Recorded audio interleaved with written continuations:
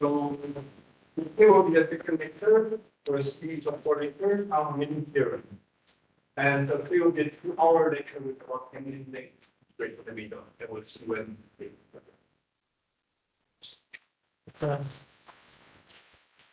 Thank you for sticking. Let me put the microphone.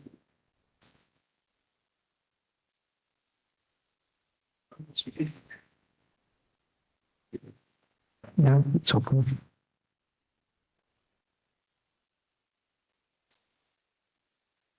Okay, thanks for keep coming. So today to complete the Stein's method, and then to discuss extensions of the Lindeberg principle to nonlinear functionals of random variables. And then I'm going to mention some tools like hypercontractivity and multilinear polynomials, and then some tools to obtain estimates related to hypercontractivity. And I'll study the analog of the Lindeberg's principle in that setting. And I will also state the fourth limit theorem, which says that when you have multilinear polynomials of some sort, then you have convergence to a Gaussian random variable if the first moment converges to 3. And then with the aim of going to kind of continuous limits, I guess from the next lecture, I will introduce what is a white noise. So sorry for many of you, the white noise is known, but my aim is also to speak to undergraduate students for which the notion of white noise may not be, or the formulation of white noise may not be familiar. And then we'll see how much time will be left, and then we'll kind of be wrapping up this sort of, if you want, master's level part of the class, and then start heading to graduate level.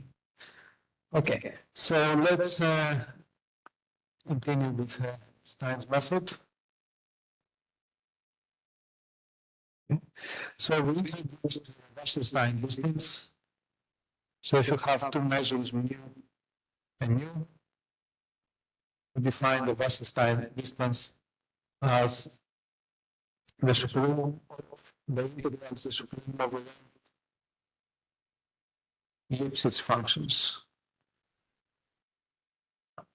with Lipschitz constant 1. Okay, so what does Lipschitz function mean? F of x minus f of y is less than x minus y. Okay, and then you estimate the integrals of f against the measures mu and nu, and you see how big this difference is. Okay. So, okay, this is a notion of distance. The combination of distance will be the cluster functions here f were bounded continuous, and we know that the convergence of measures is, if you have a sequence of measures mu n will converge weakly to mu if the integral of f against d mu n converges to the integral of f against d mu for every bounded continuous function. So the common of distance is still stronger than the weak convergence, right? Because it has it's a uniform estimate. Okay, but I think here in this Stein's method setting with the Wasserstein distance. So now I remind you very quickly the basic idea of Stein's method. So if you have, let's say, sequence of random variables, so basically idea. So if you have a sequence of random variables, and you want to show that this converges to a standard normal,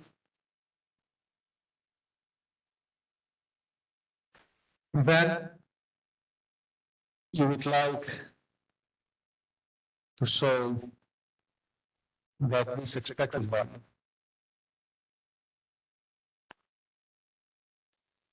for either well-bounded continuous function, so you can do it for an ellipsis function. So in the Wasserstein instance, we would like to show that this converges to zero. And Stein's method starts with the following equation. So let's denote this not with x, but with the standard normal we denoted with calligraphic n. So you want to solve the equation, so Stein's equation.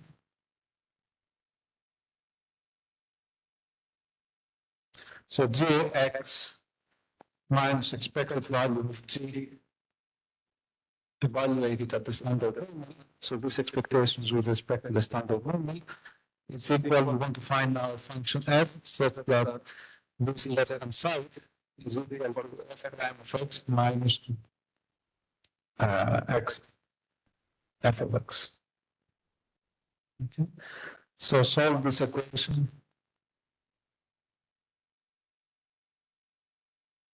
Okay. And if I give you a certain class of functions G, what is a class of solutions? What is a class within which the solutions F will fall into? So Stein's lemma, which we discussed last time,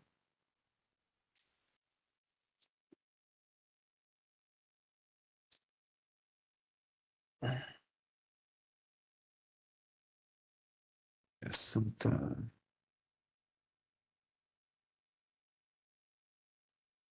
okay, so the solution, okay, basically the solution, so there exists a unique solution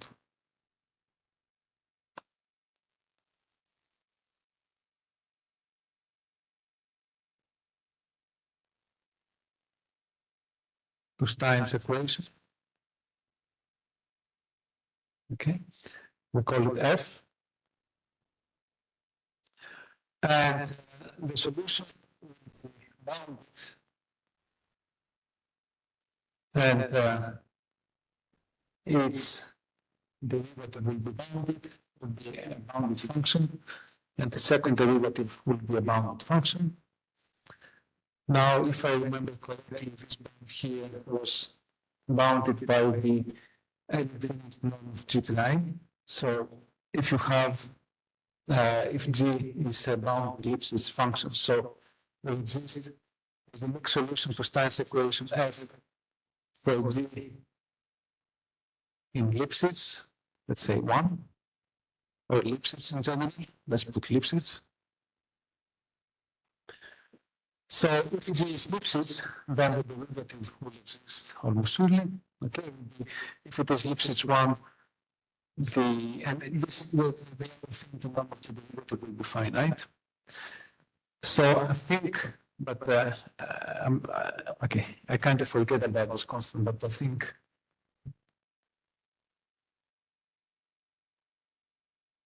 okay, and the estimate that we'll use mostly is that the second derivative is bounded by twice the infinity norm of G prime. Okay, so this is a Stein's lemma. So last time I wrote down two explicit formulas. One that you would get by just solving this ODE, the usual ODE sense, and another more intricate, which involved Gaussian integrals and some Gaussian interpolation in the form of what we do in spin classes and so on. Okay, so now this lemma. So the basic thing that I would like you to remember is that this equation has a solution, and then the bound really that we will be using will be the last one. Okay, so this is a recap from last time. And the example of an application to Stein's method. So we have xn, let xn be I of the family. Okay. So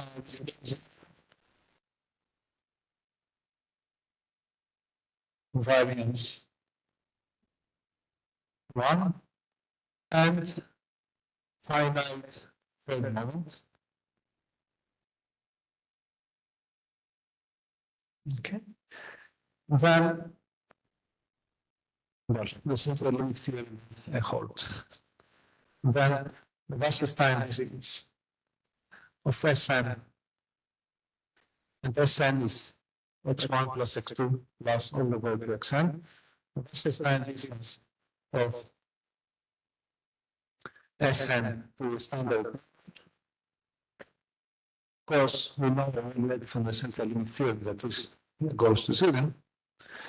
But what additionally Stein's method will give us is the speed of convergence of this Wasserstein distance.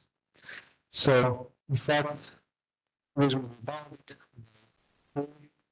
divided by square root n times the third moment, let's say, of x1.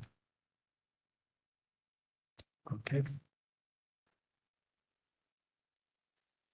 So, we know that the central limit theorem doesn't need an assumption of the third element.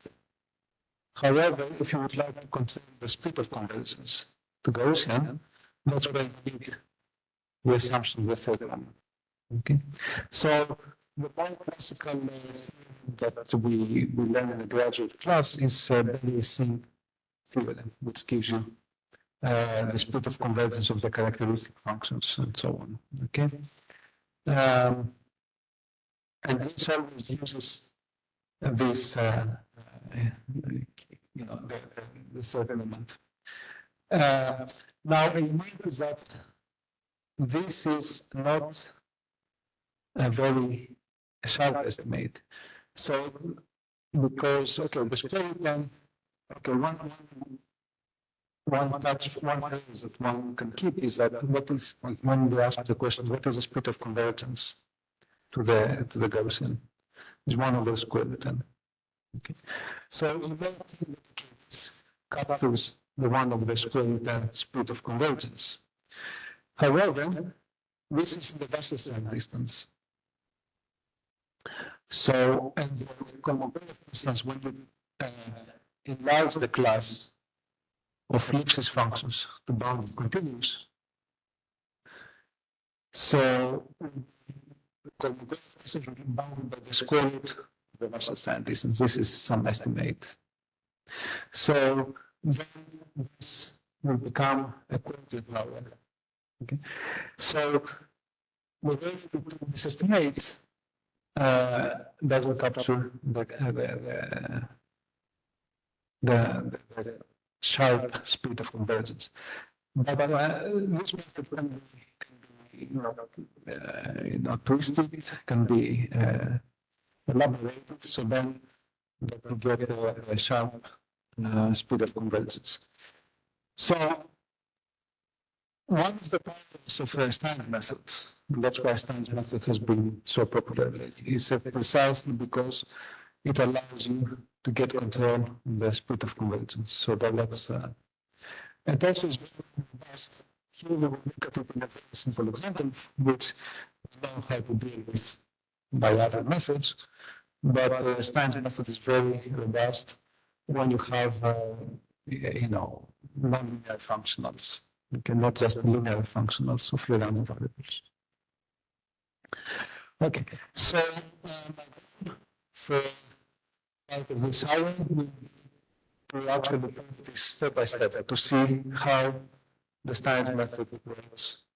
And the same approach essentially works for more complicated examples. Okay. So let's start with the proof. So let's introduce some notation. So we denote by to be Sn divided by square root n. By Wn will be Sni. So these are all definitions divided by square root n, where Sni is the sum except the ith variable. Okay, so you sum all the values except one, except the xi. Okay, this actually has the spirit of what we did with the Lindeberg principle. So we want to see if we remove one variable, how robust the distribution is. Okay, and then now let's start computing. So we take this equation, the Stein's equation, okay, and then we will plug in Wn.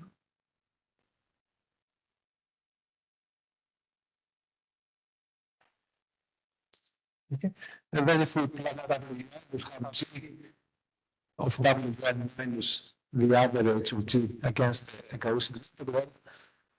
F9 of Wn minus Wn times F of Wn. Okay. Now we take the expected value on both sides.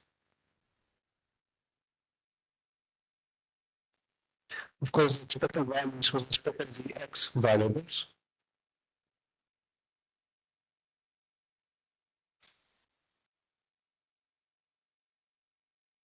So then we have on the right hand side expected value of f prime of Wn minus Wn f of Wn. Okay. Now we would like to take, if we look at the Wasserstein, this we would like to take the supreme for all Lipschitz functions G, Lipschitz 1 functions G.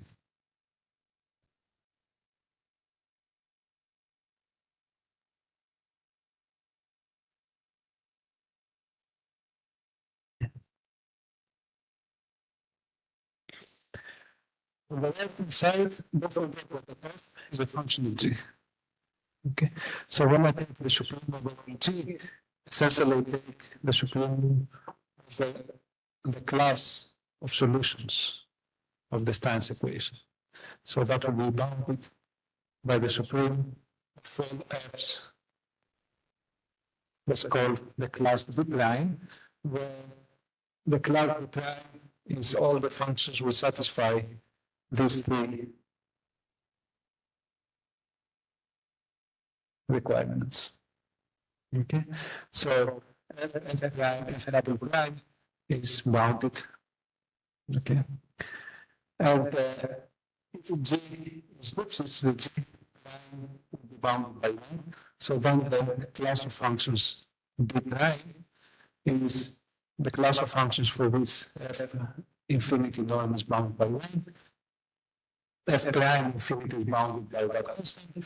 F double prime infinity is bounded by 1.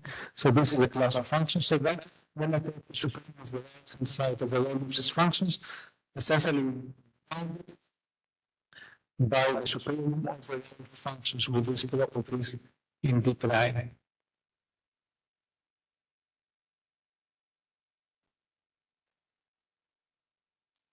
Okay. And now the goal is to show that this goes to 0. So that's when the computation starts. So I'm going to be doing this blackboard untouched. And then let's start working with this part here. The expectation of this part. Okay. So let's call this star. Star is the expectation of Wn, f of Wn. So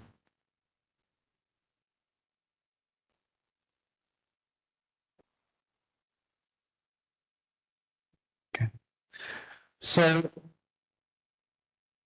Wn is the sum of xi's divided by square root n. So I have the sum I equal 1 to n. And then I cannot do anything with f because it's a nonlinear function. I could take w was a linear function, so I take the summation outside. And the reason I want to do this is because I would like to decouple xi with the dependence, its dependence here. So how would do this? So now let's add and subtract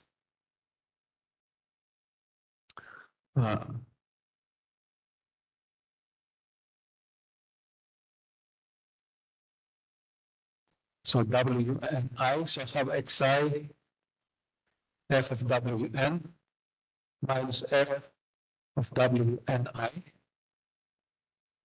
Okay, so I subtract it and now I'm adding it. Summation I will 1 to n, expected value of xi f wn I. Yeah. But now we use independence. Okay, because wn doesn't have xi. Right? So if you remember wn the very top was the sum of all the x's except the ith variable. So xi and wn are independent. So then the expected value breaks into a pair of expected values. And the assumption is that the expected value of xi is 0. So then the second term just cancels out. Okay. And now let's work with this first term. And now it's not a surprise, especially after what we did with the limit of principle, but in order to compare these two, we will have to do a Taylor expansion. Okay? Because wn is very close to wn. It just differs by something which is of order 1 over square root n. So it's expect that this is small. So now Taylor expands.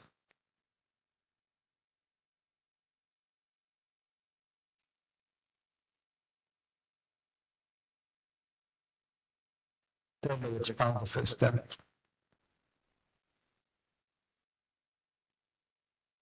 Okay, so we're going to expand. We're going to Taylor expand f of wn around f of wn I.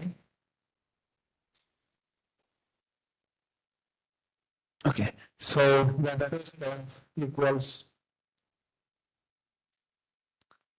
1 over square root n, summation I equal 1 to n, expected value of xi, f of wn minus f of wn I. Now I subtract the next term in the Taylor expansion, which then I'm going to add it. So, which is wn minus wn I. Okay, so this is the difference between the two arguments. Times f9 of wn I. Plus the term I subtracted, which is expected value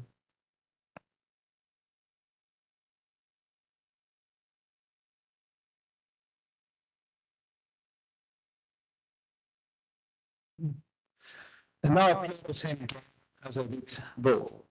So this difference here is xi. And this is time wn I.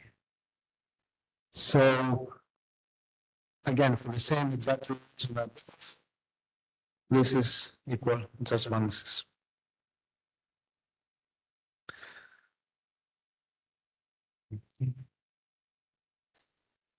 And now we estimate the first term. So then in absolute value, the first term will be bounded by 1 over square root n, summation I equal 1 to n. Expected value. So that's xi, okay, times what is the error term in the table of expansion is something that we also did last time. So you will be getting 1/2 the difference to the square.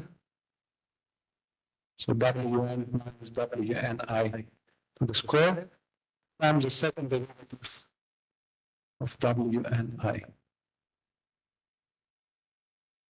Okay, so don't forget here the absolute values. So I'm not putting the absolute values, but you always have in mind that I have absolute values here.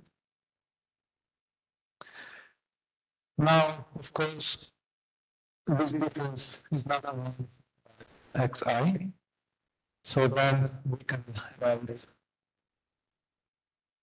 as 1/2 squared root n summation I equal 1 to n. Expected value. Okay, now let's put the absolute values. So, okay. So let's put the absolute value. So absolute value of first term is eventually this. Okay. And now you pass the expected value inside the sum and the expectation. So we have the absolute value of xi times xi squared, which just gives you xi absolute value to the third. And so here, I forgot. So this is not xi, this is xi divided by square root n. Right? Because Wn and Wi are divided by square root n. Okay. So then, of course, this is very important. This is not square root n, this is n to the 3/2. Right. Okay. And then all of them are equal. So all of them are equal to the expected value. The third moment of x1. Okay, we have n terms. Then you cancel. Okay, I also forgot something else. So we also need to do something with the second derivative. Right? Okay. But the only thing we can do is just take it out with the supreme node outside the expectation. Okay, so yes, you take outside the f double prime with the supreme node. What we have inside will be x1, xi to the cube divided by square root n to the square, divided by n. So in total you have 1/n to the 3/2 times n because of the n terms that we sum up. So you have 1/2 square root of n,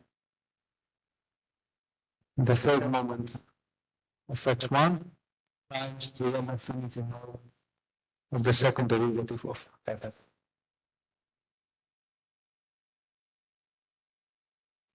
Okay.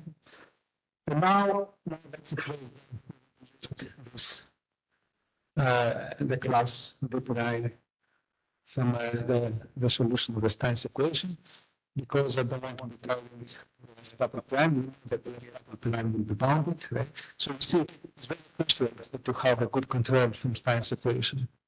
If this happened to be infinity, then we would only be able to go to the first term of the Taylor expansion, then we wouldn't be able to conclude. So but this is bounded by 2, so we get about 1/2 square root n times the third element of x1. Okay.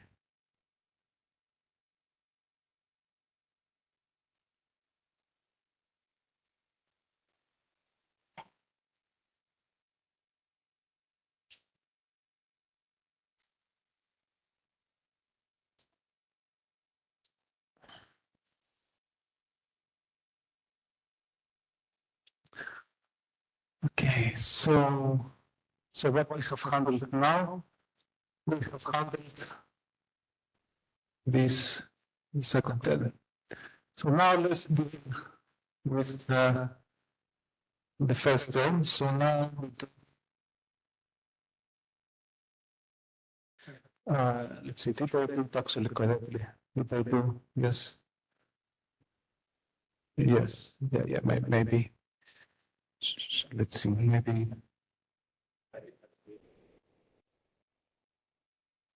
Let's see, because now I'm also getting a bit. Which one? There are many factors here. Xi multiplied by Here?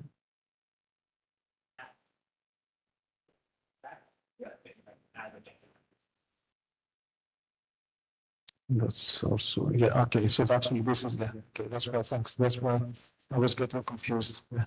So this is not zero, of course. Okay. So, okay, so actually in my class, I mark my mistakes with zero. So this is my mistake here. Okay, this is very, very important, yes. So here we have xi. Okay, and that's very important, yes. Xi, yes, square root fm. So this term actually does not get away. This is very important. That's why momentarily I was getting confused, because then I have to handle, to handle the first term. Okay, the f prime. It seemed to me. Okay, so let's work on this term double star. So now let's work with the double star. Okay.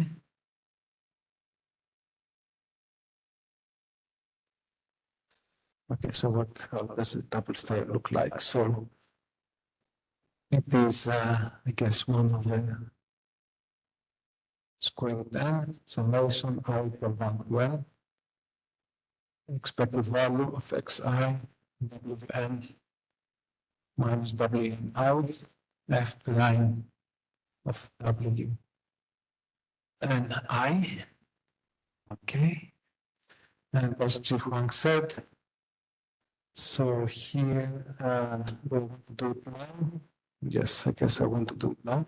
So this is 1 over n summation I equal 1 to n, expected value of xi squared of f, w, and I. Okay, obviously, I mean, the factorization still holds, it's just that this is not zero. Okay, so and this is actually the term. You see now, here is I. Okay, so if this I was not here, okay, so if we find factorization, okay, so this part will be, and this part will be the expected value of the derivative of f, but not in wn, which is what I would like to have. WNI. So then I just need to measure how much different is this functional without the xi variable with the functional which includes the xi variable.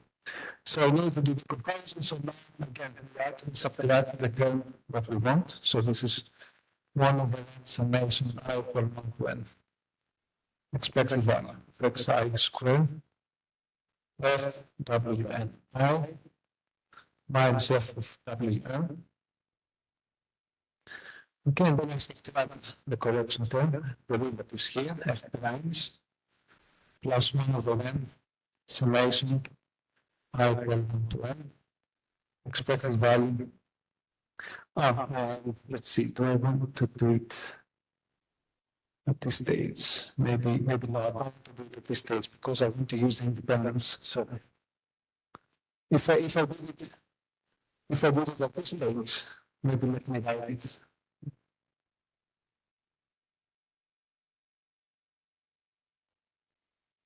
If I do it at this stage, the subtraction, that wouldn't be good. Because now I cannot factorize this. Okay? So we first factorize and then we do this subtraction. So let's factorize using the independence. So expected value of x squared times the expected value of f prime and I, okay, by independence.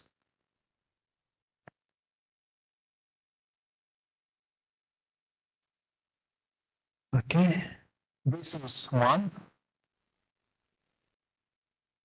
Okay.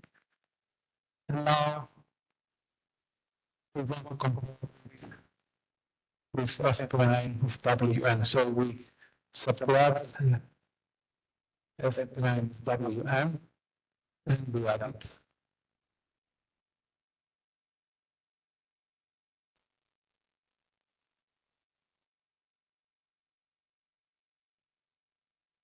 Okay. This part, the sum doesn't depend on I, so the one over n will cancel with the sum and will just give you an expected value of f prime Wn, which is actually the first term that we want to compare the second term. Okay, so far what we have, so far we start working with the star term, the second term, and then what we find is that the second term is something that is bounded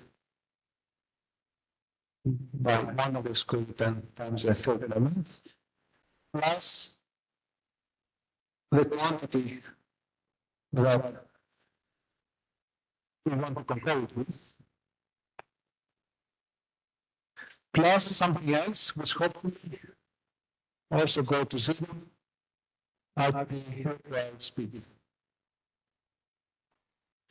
So the only thing that remains is to show that the term that you see here on the left-hand side is 1 over square root n times the third element.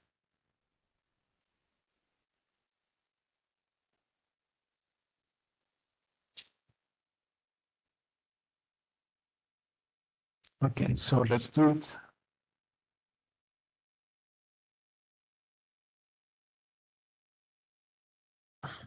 Okay, now this is very simple because it's just Taylor expansion. So 1 over n summation I equal 1 to n.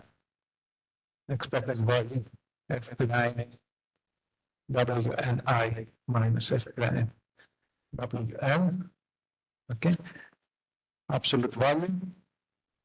By Taylor expansion, the error will be 1 over n summation I equal 1 to n. Expected value W n I minus Wn times the second derivative of Wn, and everybody will be hit by an absolute value. Now Wn minus Wn is 1 over square root n xi, so this is when we get n to the 3 halves. Summation I equal 1 to n.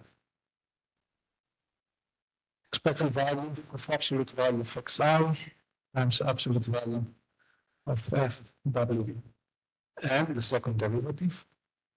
Okay, and we are done. Okay, because now, again, this is bounded by the HL infinity law. So this is less than or equal 1 over n to the 3 halves. Summation I equal 1 to n. Then infinity norm of the second derivative of f times the expected value times the first moment of xi, which is the same as the first moment of x1. And of course, this is bounded by 1 because it's bounded by the L1, which is bounded by 1. Okay. F double again, the Stein's equation is bounded by 2 times the first derivative. Let's just remove the first derivative of J, which is bounded by 1. Okay. So then in total we have that this is bounded by 2 over square root n times the yes. Okay. So this is the second error. This difference, the first error in comparison of the two terms above is this one. In total, you put them together, you get that the error is bounded by 3 divided by square root n over the third moment. of x1. Okay. So, any questions? Something that is not very visible. Something is not very visible here. Or something is wrong.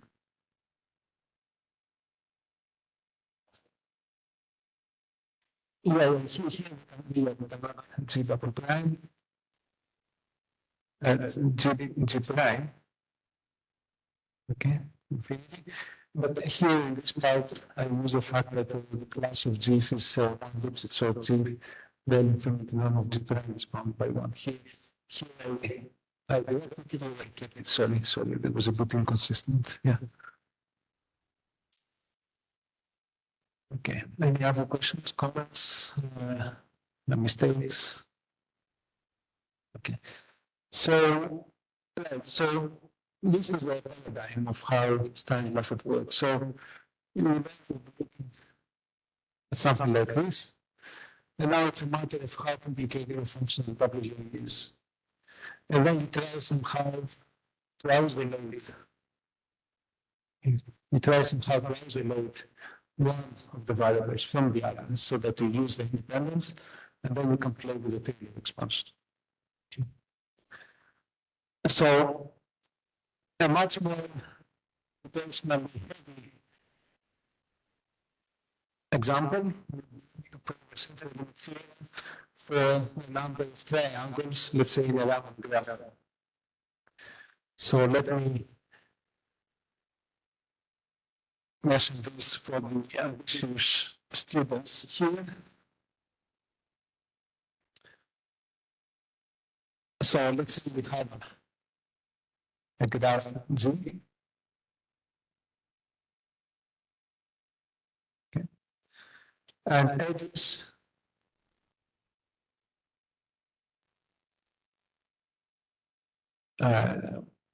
one at random with, let's say, with probability P. So let's Pn. So the graph has n vertices. So a graph with n vertices.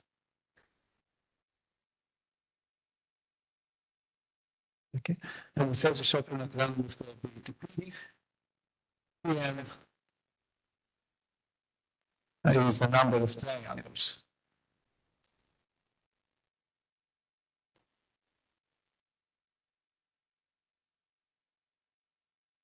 Okay, so we have a graph, and then you put edges.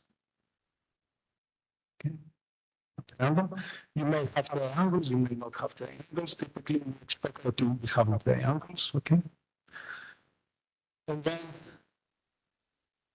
can you show a CLT for Pn? Of course, a CLT means find, you have to complete the expected values of Tn, you have to complete its variance, you have to center and scale it, and then show that the center and scale Tn converts to a standard normal. Okay, so how would you set this example? Well, if you have a vertex U and a vertex V, so you set a random variable x uv. The random variables x uv are independent. Okay, because whether this is open or closed is independent of whether this set is open or closed, and take values 1 if it is open, 0 if it is closed. Let's say with probability p and 1 minus p. And then we have a triangle. Well,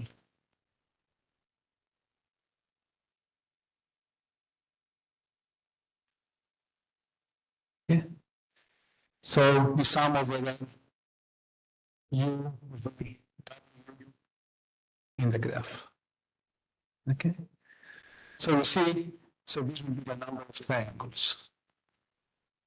That's how you can represent the number of triangles as now it's nonlinear functional of your underlying random variables. Okay, so the family of random variables, independent, identically distributed random variables, are indexed by the vertices, and then that's a way to represent. So this would be, if this is one, if this is one, and this is one, and this is one, then you have a triangle. If one of this is zero, then you don't have a triangle. So now the number of triangles can be written explicitly as a nonlinear functional of your family of independent random variables, and then you can guess.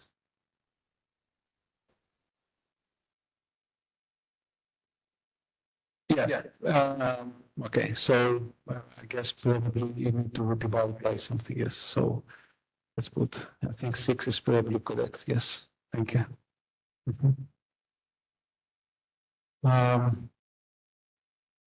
Okay. Very good. Yes. Thanks.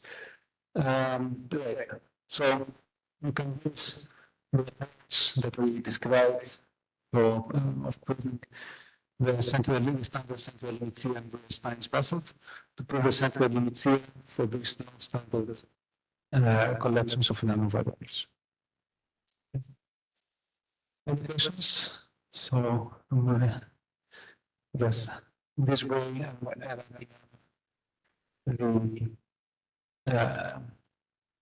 the Stein's methods. Okay. But this here, this quantity, is something that we are also playing for the rest of the lecture. So this way. So this is what I call multilinear polynomial. Okay. So this is a polynomial that doesn't have powers. So xuv doesn't appear as a square. I mean, in this case, it's trivial because x squared, because x is 1 or 0, and x squared is x. Okay. So yes, we'll quite a bit in our business. And this is an example of a multilinear polynomial of random variables.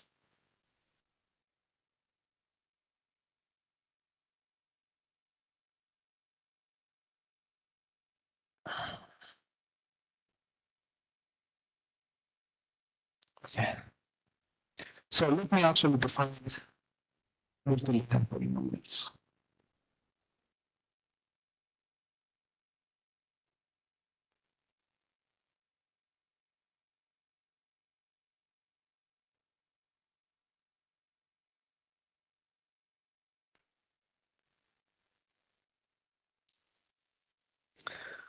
Okay, so let's suppose that we have a set, let's say finite or an infinite set. It will be a set. So you can think of this as, for example, the integers like x1, x2, x3, or you can think of it as z, or you can think of it as z, or you can think of it as the vertices of a graph or the set of edges of a graph. Okay, so it's an index set. Okay, and then in this index set we have random variables omega x. X belong into the set S. For simplicity, we compare this random variables to have mean 0. And let's say variance 1. Let's put variance 1.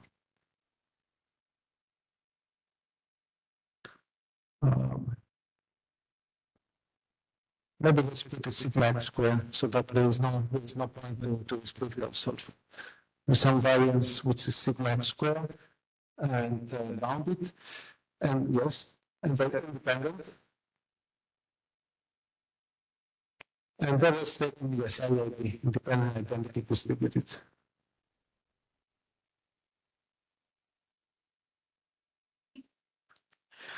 And now we have something that Probably the next lecture we start calling correlation function. So psi is a function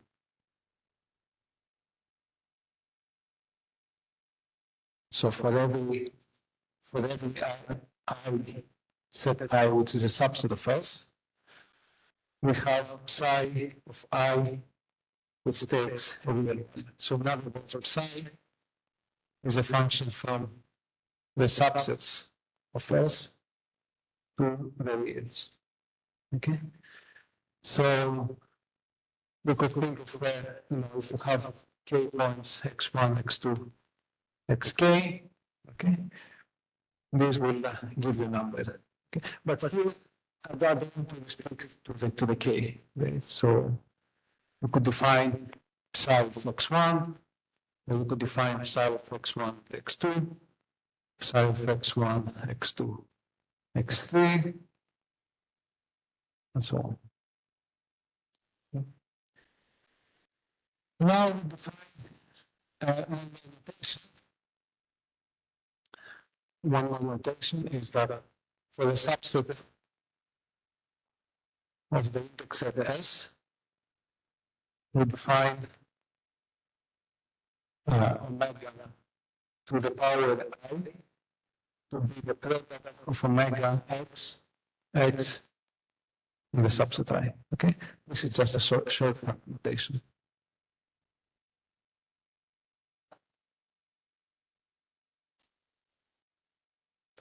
So I'm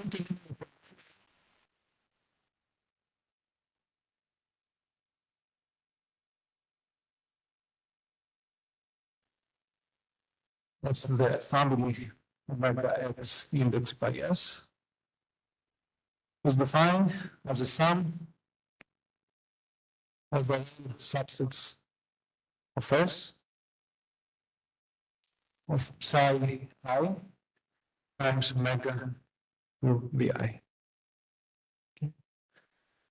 Or if you want to slightly more explicitly, this is the sum of a subset of S, psi of I, the product of omega x in the set I. Okay. So here you see the multilinearity here. So here we don't allow variance. And if you say, for example, set to be the edges of the graph, and if you take the weight function psi to be just 1, okay, then if you have a triangle, let's say, then you have this this expression here. Okay. So now for such a kind of class of multilinear functions, yes, I would like to state a Lindeberg principle, which parallels the way we stated the Lindeberg principle. And then later on, I want to state the fourth moment theorem, which I already mentioned. Okay. Is it a good time to have a break? So I think it's a good time both in terms with regards to the clock and with regards to my material. So let's have a maybe 10 minutes break. Okay. So you can play a bit some sloppy manipulation here. Of course, when we do the error in the table, this is not exactly WM, whatever it is. Yes, but it's some number in between these two, right? That's the Taylor expansion. Taylor is, if you want to compare f of x minus f of y, you have blah, blah, blah, plus the error is the higher order derivative, but it's some number in between the two. But okay, that's not the problem because, okay, at this stage we will take this thing outside by the L infinity mode, and then, okay. But thanks a lot for this correction. I think the evidence here is much more thorough than Warwick. I'm very pleased about this.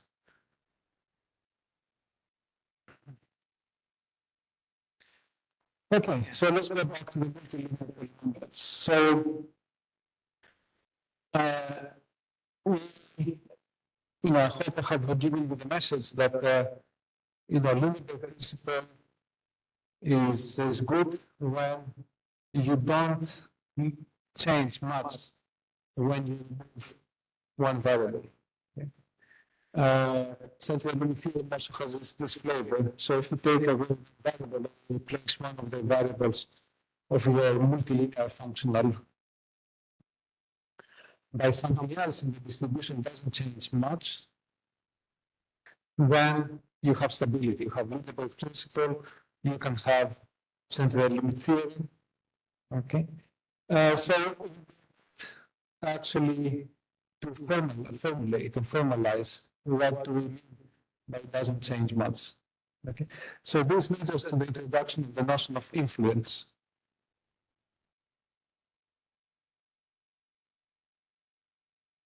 Okay. So this is very much also some concept that is used a lot also in theoretical computer science and interpolation. And yes. So let's give the definition of the influence. So, okay. So let omega x be a family of independent, identically distributed random variables. Okay. And we get some function f from, let's say, R S, let's say, a function of all these variables. Okay. So the influence then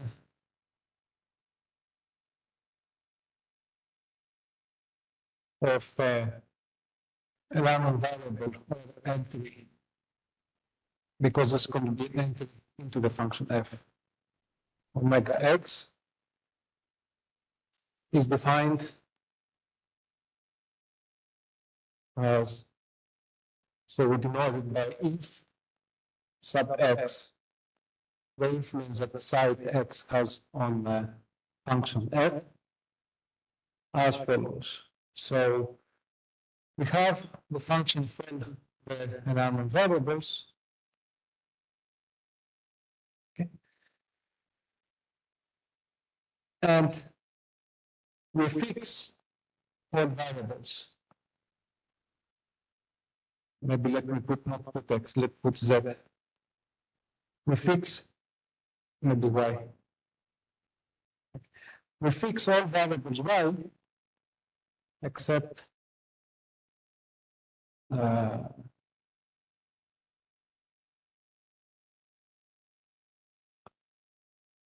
we fix all variables y except x. Okay. And then we take the variance of this. Okay. So if you have, let's say, so you take the variance with respect to everything else, right? So if you fix omega, if you, sorry, let's see.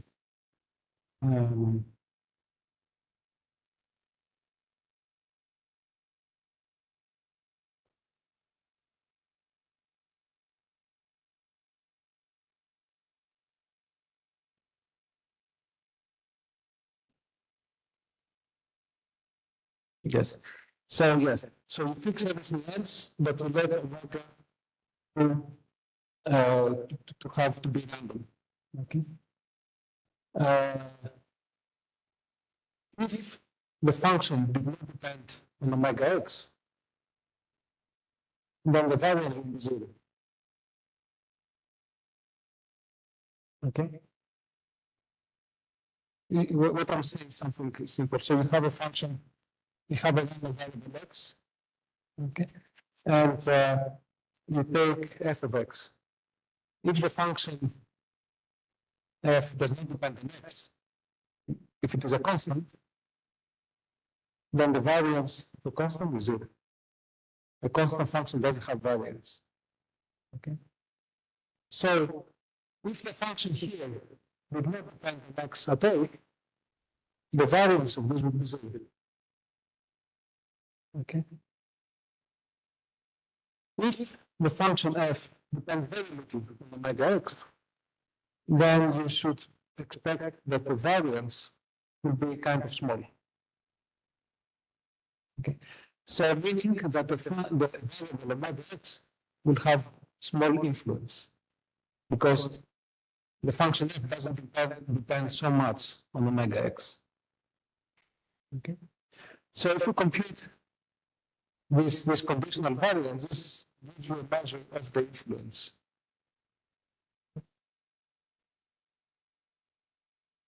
Okay. So let's see how this can be formulated. This has a nice actually formulation here in the multilinear case. So let's assume that f is this multilinear polynomial. And let's split this into two parts. So we split it summing up over the subset I which contain x plus all the subset I which do not contain x.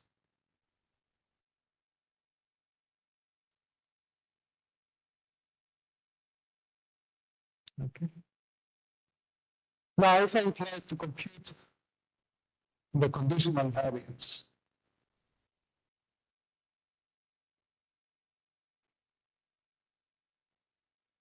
okay, where I fix everything except the variable omega x, this part here is treated as a constant. So if you fix that's the idea of conditional expectation or conditional variance. But is everybody familiar with should I write what is the conditional variance? Maybe, of course, not for everybody can be write it. But, okay. So you have the definition with respect to expectations. Is that all the expectations are conditional expectations? And conditional expectation means that you fix. Okay, so if you fix some variables, these variables are not random anymore, they are constants. So if you have fixed all variables except omega x, this part here is constant. So this part here is conditionally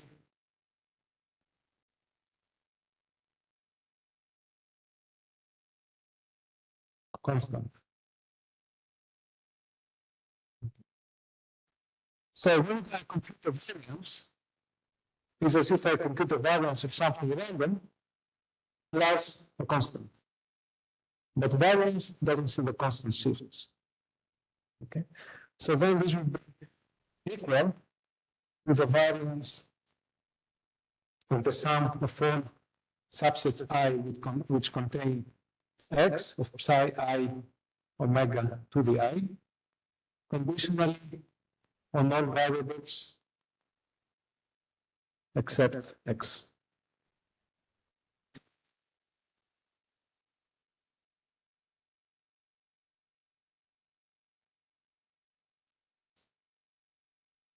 Maybe now there's a little exercise to check, and actually I would like especially students to do this little exercise because this type of computations will come over and over.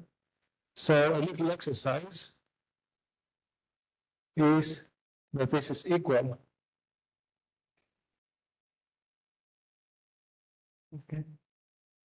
to the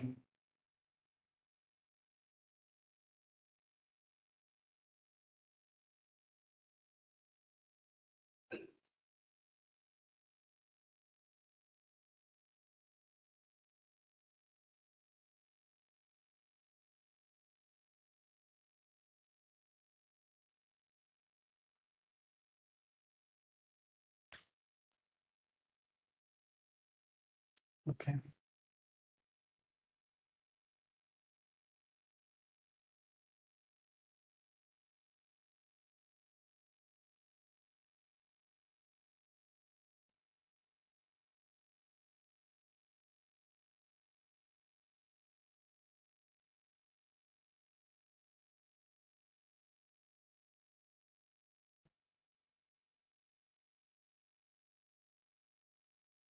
See, now I'm getting confused with myself a bit. This is an exercise that um,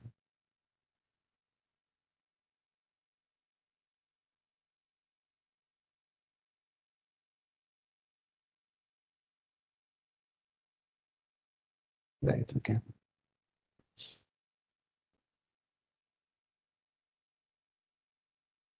Okay, so something to check.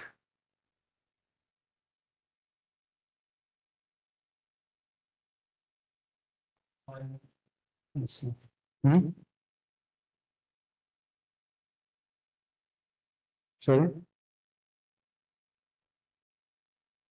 Yes, yeah, why? It's different than X, but yes, okay. So I think, yeah, now I need, yes, I need to add here. Yes, exactly. So here there is also an expectation.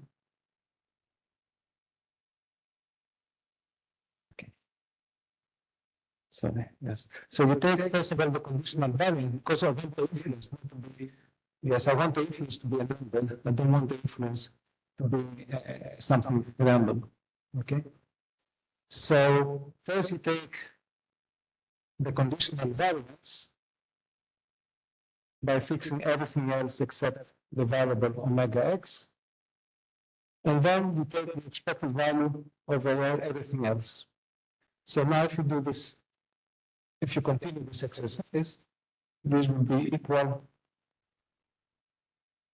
psi I squared, I belongs into x. Okay? Right. Okay, so this will be the difference in the case of multilinearity. And here, this step uses a multilinearity.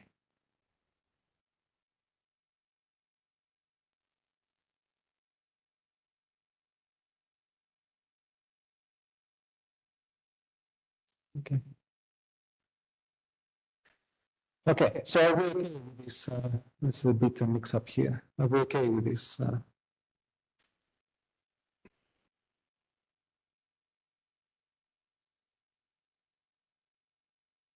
Okay.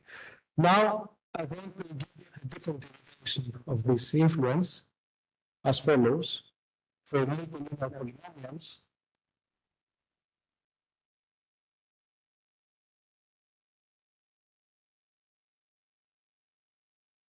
okay. So the influence of f on x, it's also the variance of the derivative, the partial derivative of f with respect to omega x. Let's check this. Okay. So when I take the partial derivative of f with respect to omega x, the second term doesn't contain any omega x. So the second term goes away. Okay. Now, when I take the partial derivative of the first term with respect to omega x, I will be having this part here. So the omega x has just been knocked out. Okay? Because it's multilinear, right? So you just have one omega x, you don't have any power of omega x. So when you take a derivative b with respect to omega x of omega x, you just get one. Again, now because of this, now we take the variance, but because of multilinearity and the assumption that omegas are really zero, the expected value of this is zero. So the second number that we have here is just the variance of the partial derivative of f with respect to omega x. And that's actually another flavor of the influence as quantifying how much a function f depends on omega x, right? Because this partial derivative indicates how much a function f depends. If you change the variable, how much does the function change? Okay. So, okay, now we have these two notions, these two formulas for the notion of the influence. Right. So now I would like to state the Lindeberg principle for multilinear polynomials.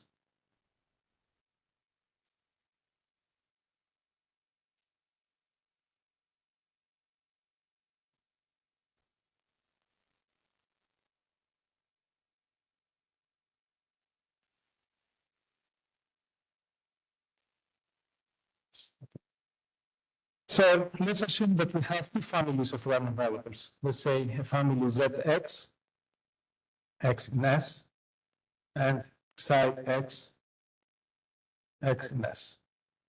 Okay. For example, that's a typical case. Psi would be some Gaussian random variables. And then we have a multilinear polynomial psi.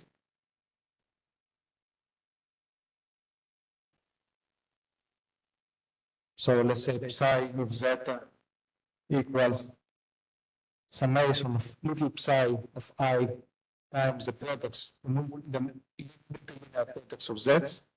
So over all subsets I in S. Okay. And let's assume the following.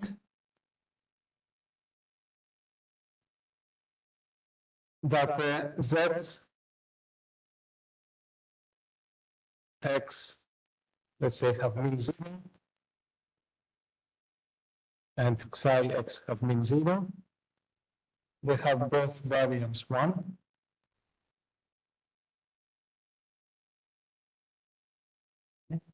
They are independent, not only among themselves, but in between each other. So every zeta x is independent from another zeta y, but also all the zetas are independent from the psi variables. And we also assume that the sum of the psi I squared, I subset of S, is finite. Actually, this sum here, again, a little exercise that I would like to do, is a variance of the multilinear functional. Okay. So the first two solutions here go again in the Lindeberg principle. Within the spirit of the Lindeberg principle, we have random variables which have matching first and second moments. Okay.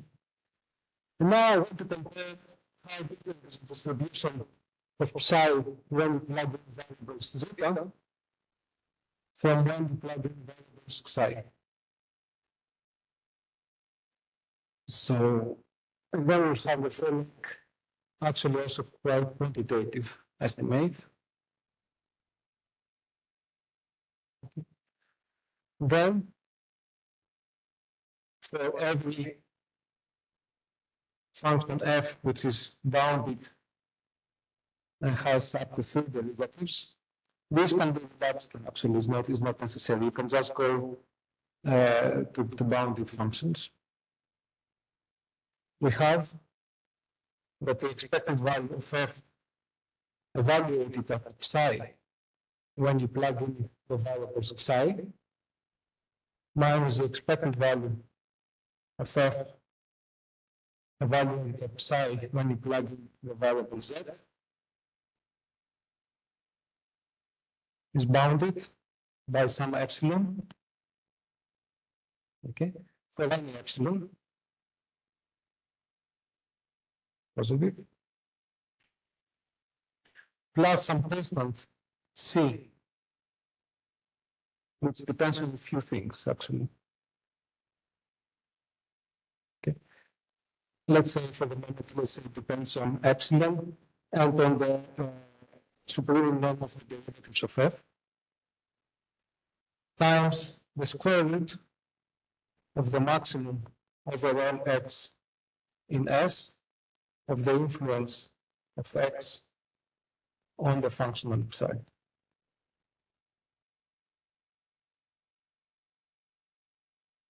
Okay.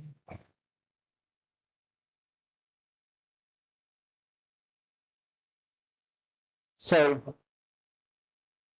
in the sense that, if you have now, if you can think of psi not just as a single random variable, but as a sequence.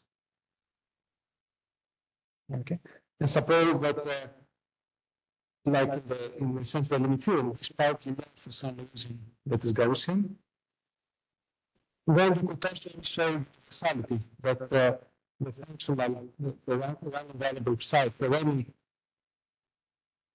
variables of psi is also approximately Gaussian if you can confirm that in the limit the influence of psi uniformly on all xi's and all x's goes to zero. So corollary if you want.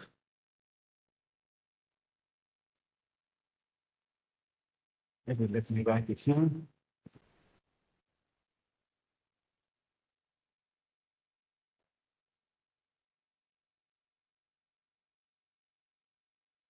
If the limit uniformly over all sides as n goes to infinity of the influence that a single variable sitting at x has on the sequence of multilinear polynomials goes to zero,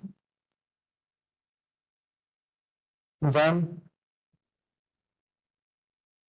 the asymptotic distribution of psi n evaluated in the random variables psi will be approximate to the asymptotic distribution of the multilinear polynomial psi evaluated at z.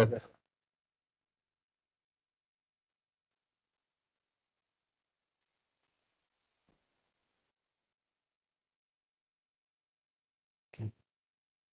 So I think maybe I'm going to leave it there. Okay, any questions about this? So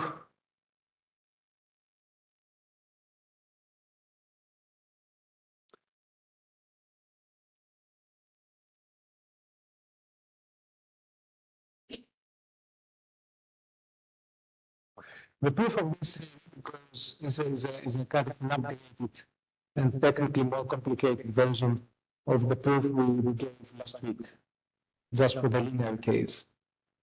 You have to be careful when you do Taylor expansion, and then basically still Taylor expansion is with the same, yes, the same. It follows the same steps, and yes, the proof is included in the notes, the discrete stochastic analysis that I distributed. Okay.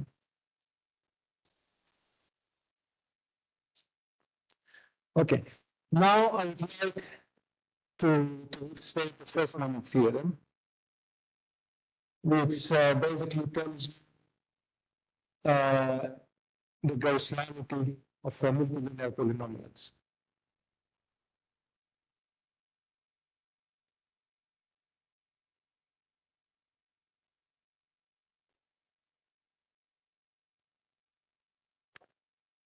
So,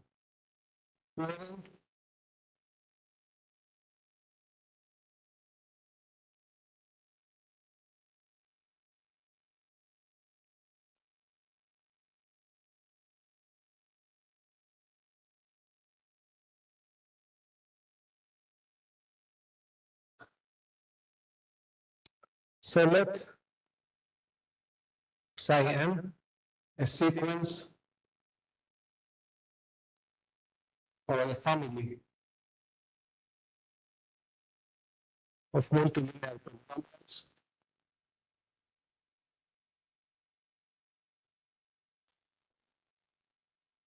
okay, of a fixed degree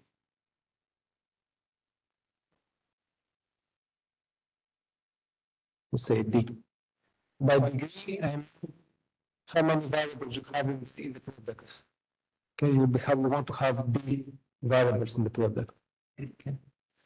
Actually, fixed is not so important. You can have a mixture of degrees, but what is important is that the degree is bounded. But in any case, for the moment, let's take it for a fixed degree.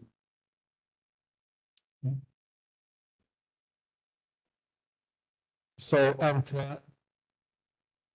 let's say omega x, the random variables, the IID random variables. Okay. Let's take these random variables for the moment to be Gaussian. So these are Gaussian standard normal.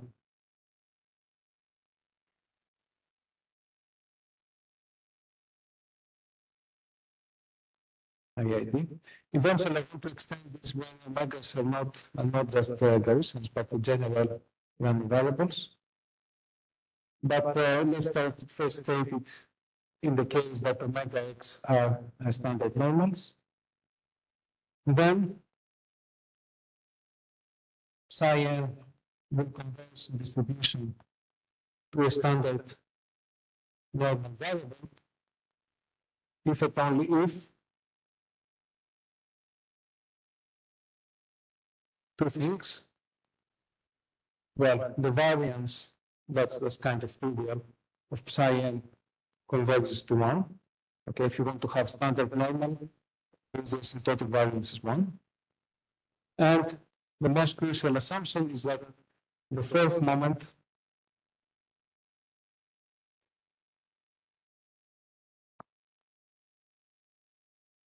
converges to 3.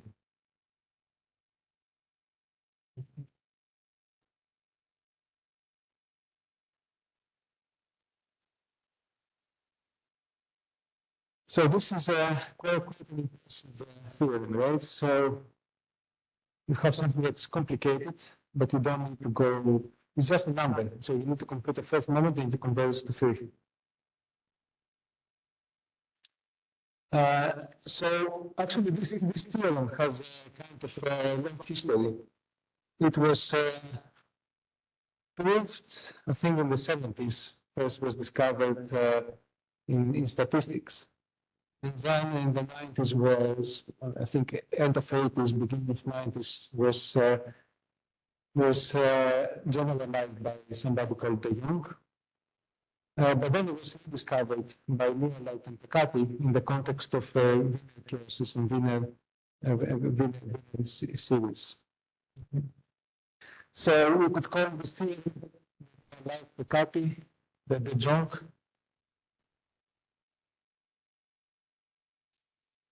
/ Nikolaos.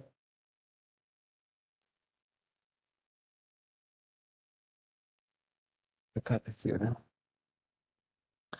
And in fact, the way Pekati, later on, this theorem found other proofs. Okay. Nikolaos Pekati actually, there was a way to mark multipliers somehow to martingales. So you can have a martingale sequence, and then you can use the martingale central limit theorem. And actually, maybe just a little parenthesis for not for the students, maybe the students keep it because I will use some jargon that you have maybe not heard of. So if you have a martingale, let's say MT, then this, you can write this as a Brownian motion where the time, you change the time to the quadratic variation. Okay. Now, if you have a sequence of martingales, of course, then you can write this as a Brownian motion. But the time is speeded up by its quadratic variation. Okay. So if we would like to prove that this converges to Gaussian is enough to prove that the quadratic variation, let's say, converges to 1, if you want to prove that it's a standard normal. Okay.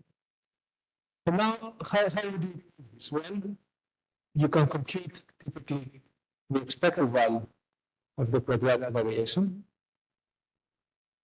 and this will give you 1. And then you would like to show that the variance of the quadratic variation converges to 0. Okay. But the quadratic variation already has a square. So when you take the variance, then you have another square. And that's why having control of the first moment is enough. Okay? So that's the general spirit of the way Lindeberg and Peccapi discovered or rediscovered this theorem, the first moment theorem.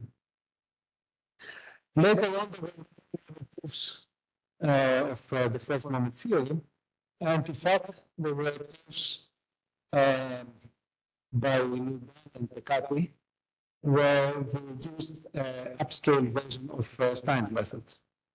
So Stein's method, but now lifted on the infinite space, okay, on the infinite dimensional space. And then this I would like actually to state it, because again, it will give you some quantitative bounds. So the theorem, it can be stated as follows. So you look at the total variation distance between, let's say, psi m and the standard normal. Okay. The total variation distance is something like what like the Wasserstein distance. Instead, now you don't just want Lipschitz functions, but you want bounded measurable functions. Okay. Then using Stein's method, or maybe actually an upscale version of Stein's method, which goes through Mallory calculus.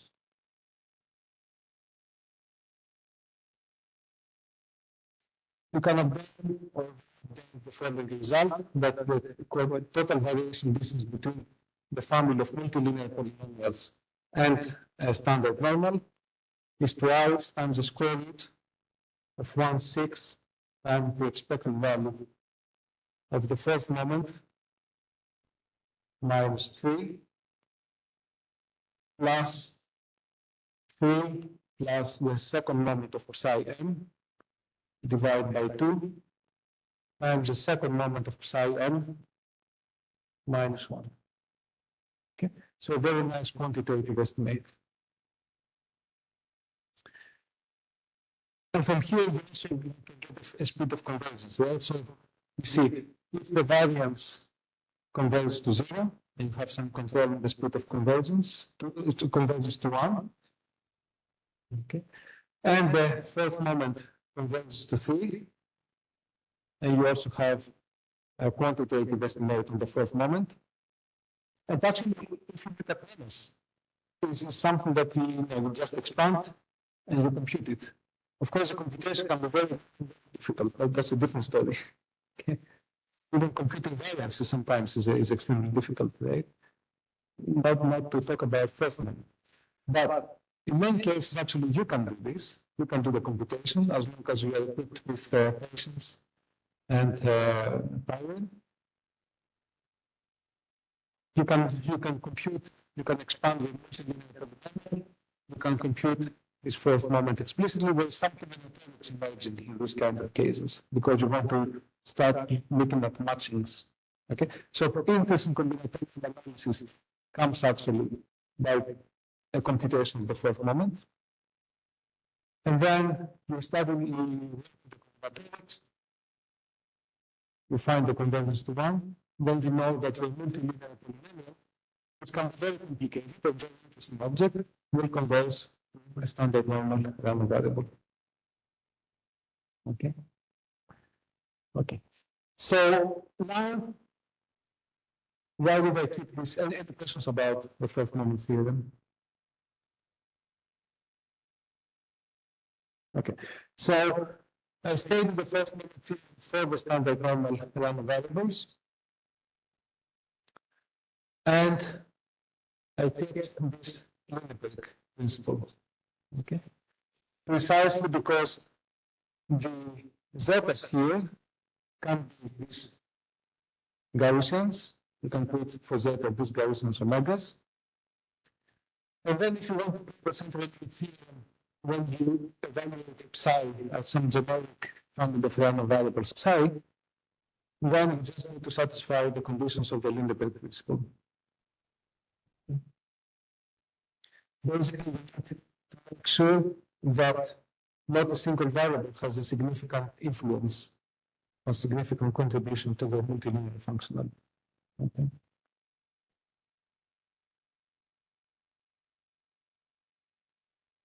Okay, so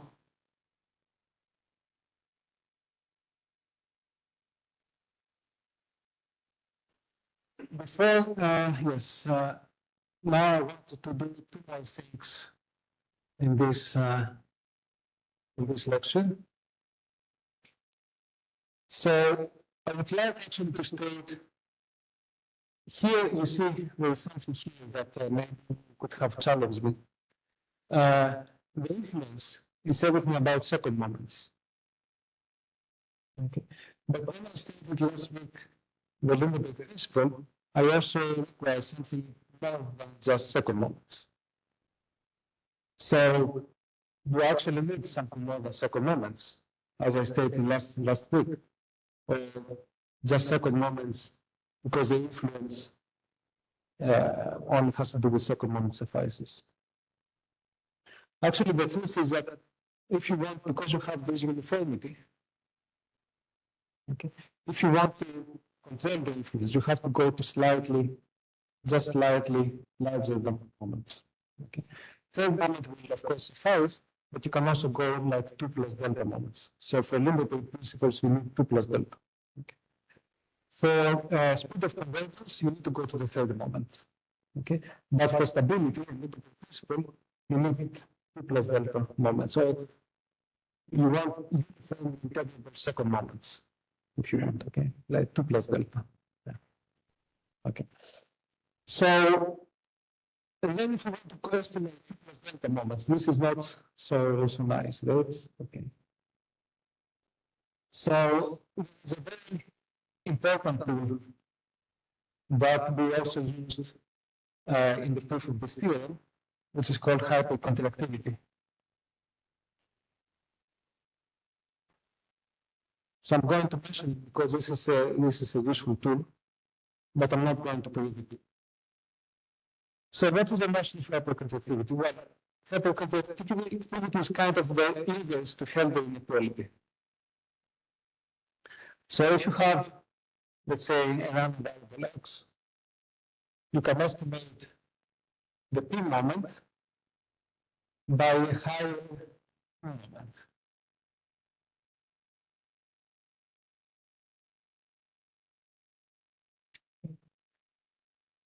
But if I would like, let's say, no, can I do the opposite?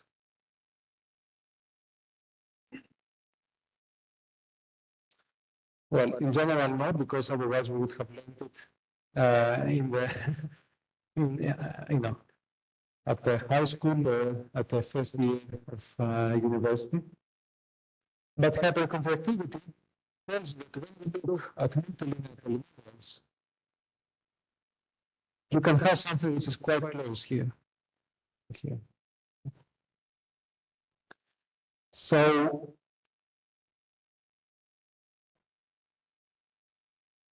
let's look at the multilinear polynomial psi.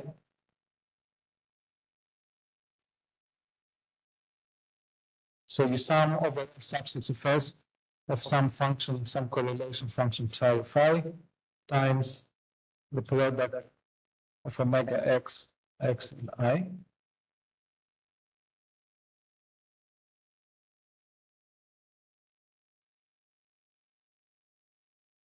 And then you look at an operator, you define an operator sub rho, which is a number.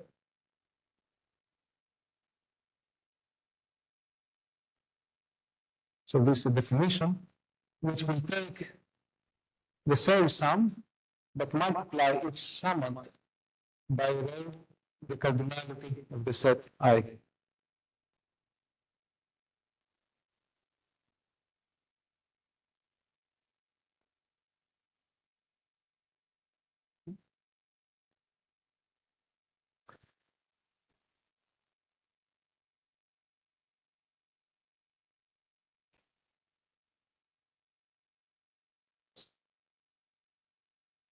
Then hypercontractivity tells you that if you want to compute the LP norm of psi, so you can bound it by the Q norm. So Q is bigger than P. If you want to bound if you want to estimate, you can estimate the LQ norm of psi by the LP norm of theorem of psi. And of course, the number that you put here has to be greater than 1. Has to be greater than 1. For some rho which depends on the P and the Q and is greater than 1. Okay. Now, this constant that you put here, you can estimate it. There are some estimates that you can explicitly write some estimates. And of course, the most useful case is when you equal 2, because then you can reduce 2 plus delta moments to kind of second moments. Okay, and then you can do variance computation, which is much better.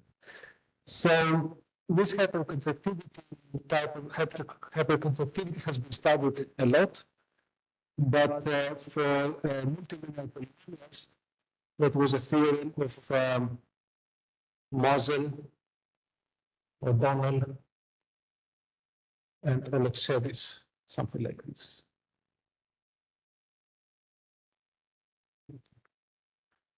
So you can find the reference in my discrete analysis notes.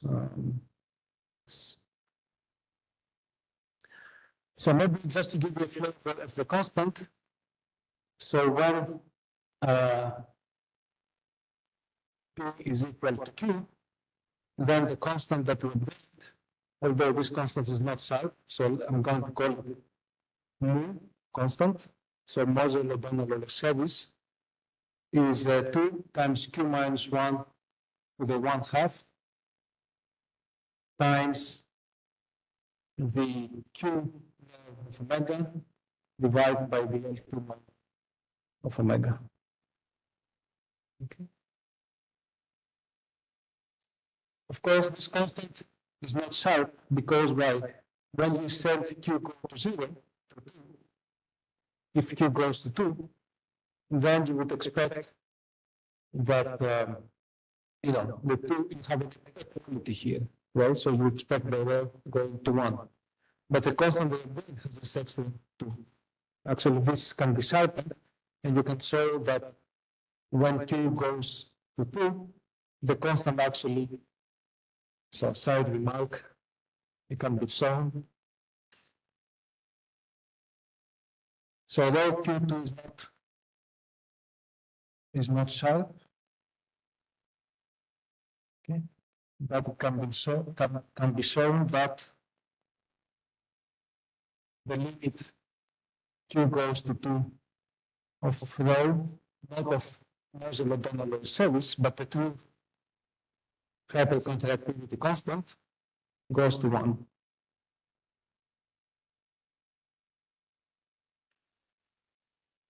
Okay.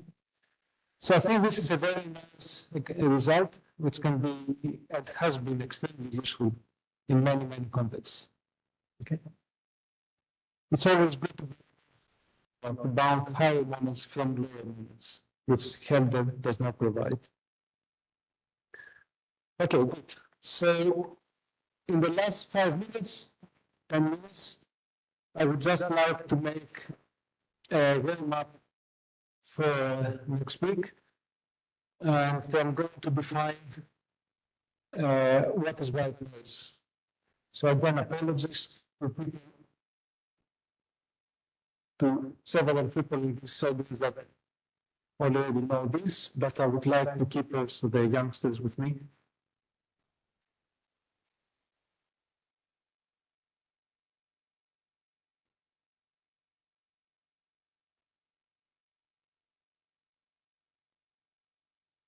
Okay.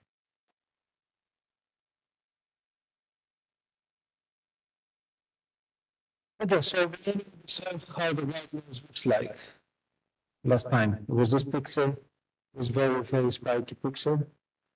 And somehow we want to make sense of it. Okay. So white noise is not a function, is a distribution in the sense of distributions of measures. Okay, but it is a random measure. So what is it? So we can define white noise, let's say, on our D. We can define it as a random measure which has the following properties. Okay, these are all quite natural. So it's something that we want to be Gaussian. So for every A value of our D, we want that W of A. So essentially, what do you mean W of A? You take the measure and you integrate it over the set A. So there you have lots, even if you have plus minus infinities everywhere, there are huge cancellations. And actually, we turn out to have something that's sensible. So WA is a standard, not a standard, it's a normal distribution with mean zero and variance, the Lebesgue value of A. A is Lebesgue.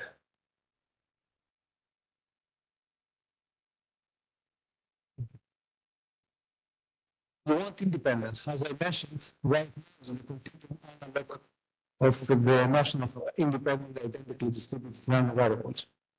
So then for any A and B which do not intersect, you want to have WA is independent of W of B.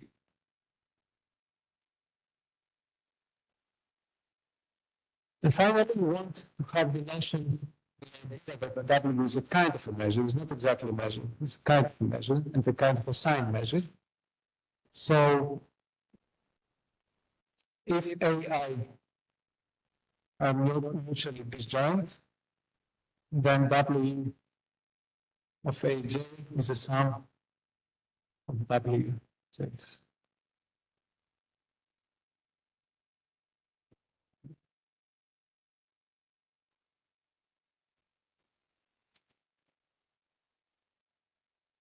Now, using these assumptions, or if you want an exercise,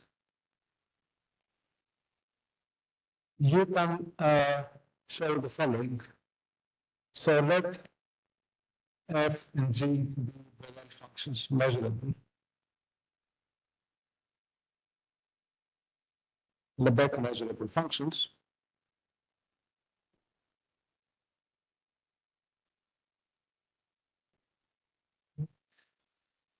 We define W of f as formally to be the integral of f of x, W d of x. Actually, this notation we will be using quite a bit, right? So this has the idea of a measure, even though formally speaking, white noise is not a measure. And we can define this in the usual way, define kind of a Lebesgue. So you start when f is a simple function, it's a step function, then you go to the case when it's a simple function, then you use L2 approximation to approximate any kind of function f. So here we pick Lebesgue and in L2 for D. That's actually very important. Okay. Then the expected value of W of squared is just the integral of f of x squared dx.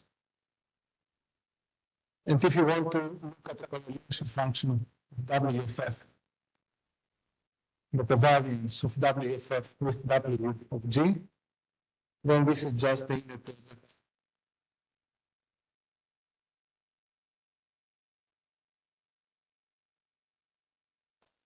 Okay. So we can get these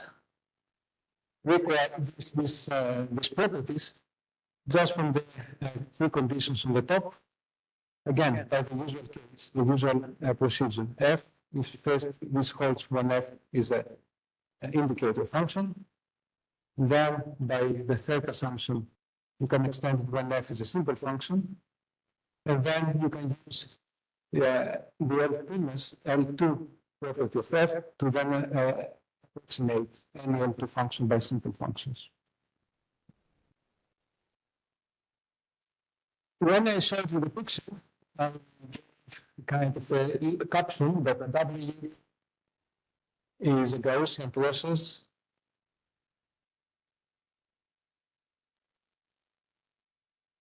with covariance. So Wx, Wy is equal to the delta function, delta x minus y. Okay.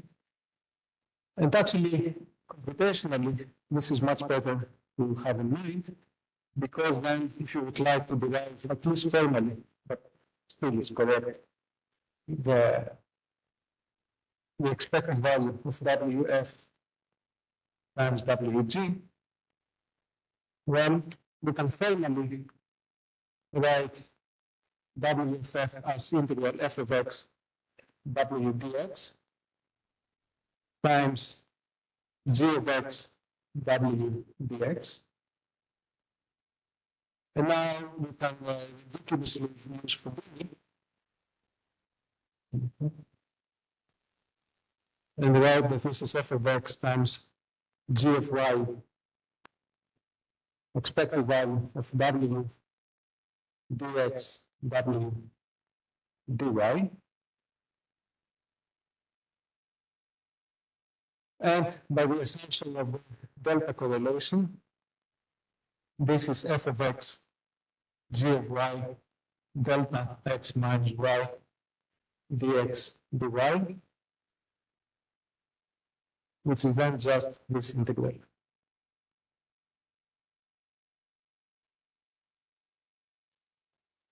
Okay.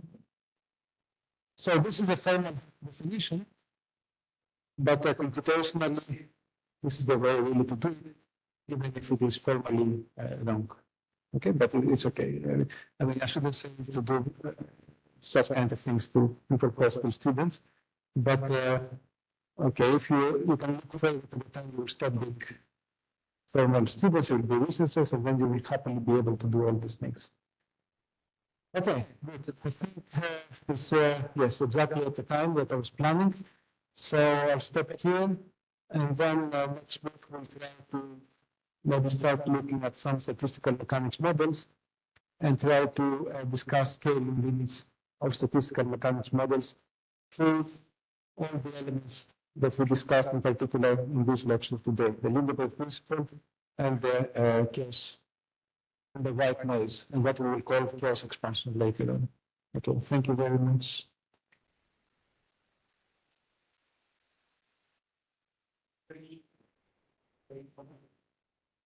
For the stage.